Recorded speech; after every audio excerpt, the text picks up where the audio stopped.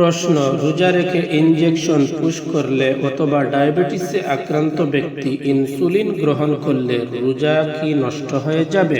উত্তর, শরীয়তের বিধান হচ্ছে রোজা অবস্থায় পেটে বা মস্তিষ্কে স্বাভাবিক অর্থাৎ নাক, কান, গলা বা পেশাব পায়খানার রাস্তা দিয়ে ইচ্ছাপূর্বক কোনো কিছু প্রবেশ করালে বা দাখিল হলে রোজা ভঙ্গ হয়ে যায়।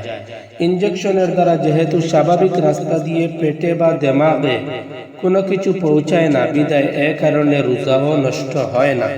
ইনজেকশনের দ্বারা যদিও অনেক সময় ক্ষুধা নিবারণ হয় বা শরীরে অনেক সময় কিছুটা ঠান্ডাও অনুভব হয়, কিন্তু ইনজেকশনের ওষুধ স্বাভাবিক রাস্তা দিয়ে পেটে বা মস্তিষ্কে পৌঁছায় না, বিদায় এতে রোজারও ক্ষতি হয় না। তবে যে সমস্ত ইনজেকশন ও ইনসুলিন খাদ্যের কাজ দেয় তা জটিল সমস্যা ব্যতিরেকে গ্রহণ করলে রোজা মাকরুহ হবে, এটাই গ্রহণযোগ্য মত।